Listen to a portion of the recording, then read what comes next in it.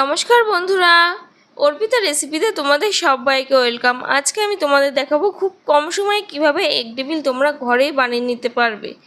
এর জন্য এখানে নিয়ে নিয়েছি সেদ্ধ করা ডিম আর সেদ্ধ আলু, আর লাগছে মিডিয়াম সাইজে একটা পেঁয়াজ কুচানো, কাঁচা লঙ্কা কুচানো, আদা রসুনের পেস্ট, জিরের গুঁড়ো, হলুদ গুঁড়ো, ধনের গুঁড়ো আর কাশ্মীরি লাল লঙ্কার গুঁড়ো, আর নিয়েছি পরিমাণ অনুযায়ী লবণ। এবারে একটা প্লেটে প্রথমে সেদ্ধ করা আলুটা দিয়ে দিচ্ছি, রেখে এবারে একটা স্ম্যাশারের সাহায্যে এইভাবে স্ম্যাশ করে নিচ্ছি।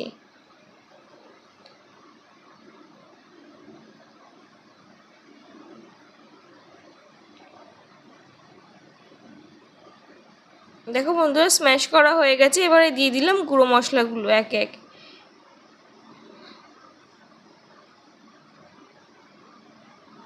গুঁড়ো মশলা দেওয়ার পর এখানে আমি দিয়ে দেবো, দেখো, নুডলস মশলা। তোমাদের ঘরে যদি নুডলস মশলা থেকে থাকে তাহলে তোমরা ব্যবহার করতে পারো, আর না চাইলে এটা স্কিপ করতে পারো। তবে নুডলস মশলা দিলে কিন্তু অবশ্যই টেস্টটা আরও ভালো আসবে।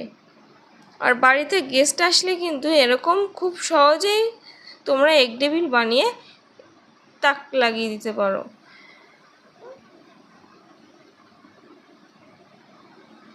দেখো এভাবে সব মশলাটা দেওয়া হয়েছে, দিয়ে এভাবে আলু সেদ্ধটার সঙ্গে মিশিয়ে নিয়েছি।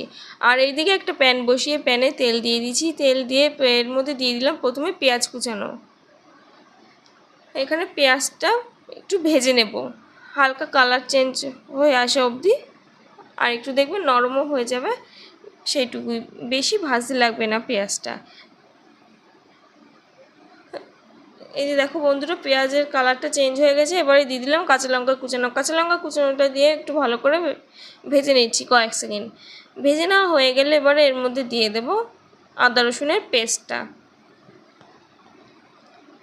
এখানে তোমরা ঝালটা তোমাদের পরিমাণ অনুযায়ী দিতে পারো, তোমরা যে যেমন ঝাল খাও। এবারে দিয়ে দিলাম মশলা মাখিয়ে রাখা আলু সেদ্ধটা। আলু সেদ্ধটা দিয়ে এবারে ভালো করে এটা ভেজে নিলাম। ওইদিকে আমি পুরটা ঠান্ডা হতে দিয়েছি, আর এখানে সেদ্ধ ডিমের মধ্যে আমি দিয়ে দিলাম গোলমরিচ গুঁড়ো। আর এদিকে একটা বাটিতে আমি ডিম নিয়ে নিলাম। ডিমটা নিয়ে এর মধ্যে দিয়ে দিচ্ছি গোলমরিচ গুঁড়ো।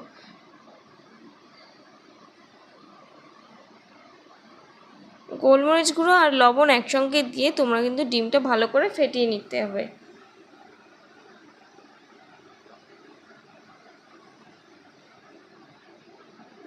এদিকে পুরটা একটু ঠান্ডা হয়ে গেছে।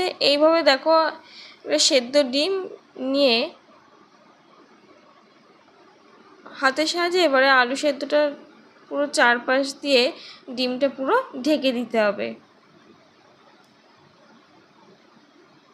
এইভাবে দুই হাতের সাহায্যে করে এই শেপটা দিয়ে নিলাম এগ টেবিলের। ঠিক একইভাবে দেখো বন্ধুরা, আলুর পুর কিছুটা পরিমাণে হাতে নিয়ে ডিমের এক পিস দিয়ে তার মধ্যে এইভাবে আলুটা পুরো ডিমের গায়ে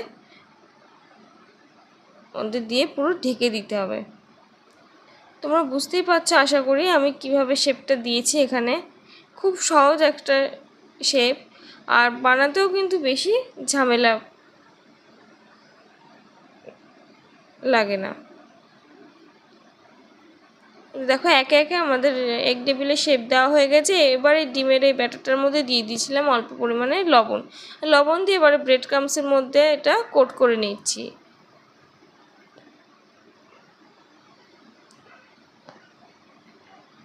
কোট করে নেওয়া হয়ে গেলে আবার আরেকবার এই ডিমের গোলার মধ্যে চুবিয়ে আরেকবার কোট করে নিচ্ছি। ঠিক এইভাবে একে একে প্রত্যেকটা এগ টেবিল এইভাবে কোট করে নিতে হবে ব্রেড ক্রাম্বসের মধ্যে।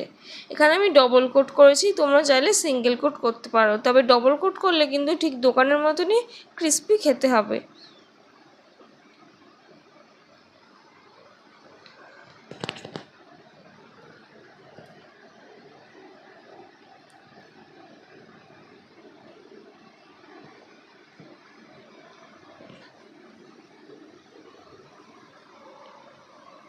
দেখো বন্ধুরা, এইভাবে একে একে সব এগ টেবিলগুলো এভাবে কোট করে নিচ্ছি আমরা। এবারে একদম ভাজার জন্য তৈরি। এবারে কড়াইতে তেল দিয়ে তেল গরম হয়ে আসলে একে একে এগ ডেভিলগুলো দিয়ে দিচ্ছি। গ্যাসের ফ্লেমটাকে কিন্তু মিডিয়াম টু হাইতে রেখে ভাজতে হবে। বেশ যখন সুন্দর লালচে কালার ধরবে তখন এটা আমরা তুলে নেব। তোমরা কিন্তু এইভাবে ডিমের গোলায় কোট করে নিয়ে, ডিম আর ব্রেড ক্রামসের কোট করে নিয়ে তোমরা কিন্তু এটা ফ্রিজে স্টোর করে রেখে দিতে পারো। যখন তোমাদের খেতে ইচ্ছে করবে তখনই কিন্তু তোমরা ফ্রিজ থেকে বার করে এভাবে ভেজে নিয়েই তোমরা এটা সার্ভ করে নিতে পারবে। দেখো একে একে আমার প্রত্যেকটা এগ ডেভিল ভেজে নিলাম, আর এই হচ্ছে আমার ফাইনাল এগ ডেভিলের লুক। আমার রেসিপি ভালো লেগে থাকলে অবশ্যই আমার চ্যানেলটা লাইক, শেয়ার অ্যান্ড সাবস্ক্রাইব করে দেবেন। ধন্যবাদ।